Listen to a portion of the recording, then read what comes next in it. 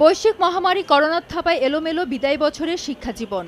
ইতিমধ্যে বন্ধ পাঠদান, শ্রেণী মূল্যায়ন, পাবলিক পরীক্ষা সহ প্রাতিষ্ঠানিক শিক্ষার প্রচলিত সব অনুষঙ্গ। যদিও অনলাইন ক্লাসের মাধ্যমে ক্ষতি পুষিয়ে নেওয়ার চেষ্টা ছিল, এই প্রেক্ষাপটে হচ্ছে না 11 বছর ধরে চলে আসা বই উৎসবও। চলতি বছরের শিক্ষা ব্যবস্থার অমীমাংসিত বিষয় এবং আগামী বছরের শিক্ষা কার্যক্রমের পরিকল্পনা নিয়ে মঙ্গলবার অনলাইন সংবাদ সম্মেলন করেন শিক্ষামন্ত্রী ডাক্তার দীপুমণি। এ সময় উপস্থিত ছিলেন প্রাথমিক ও গণশিক্ষা প্রতিমন্ত্রীও। শিক্ষামন্ত্রী জানান, 2020 সালের এইচএসসি পরীক্ষার ফলাফল প্রস্তুত আছে।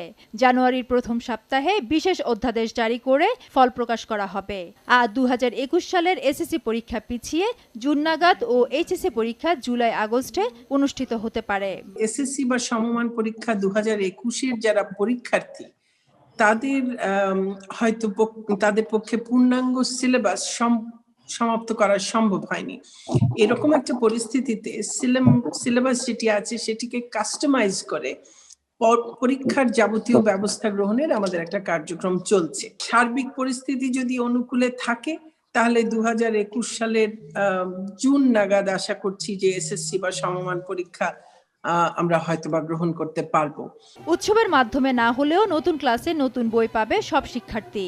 ষষ্ঠ থেকে নবম শ্রেণী পর্যন্ত 12 দিনে এই বই বিতরণ করা হবে। প্রতিটি শ্রেণীর বই বিতরণের জন্য আমরা 3 দিন করে সময় দিতে চাইছি, অর্থাৎ ষষ্ঠ থেকে নবম শ্রেণী পর্যন্ত মোট 12 দিনে আমরা বই বিতরণ করব। এছাড়া শ্রেণীকক্ষে শিক্ষার্থীদের প্রতিযোগিতার চেয়ে সহযোগিতামূলক মনোভাব গড়ে তুলতে নতুন বছর থেকে রোল নাম্বারের পরিবর্তে আইডি নাম্বার দেওয়ার পরিকল্পনার কথা জানান শিক্ষামন্ত্রী।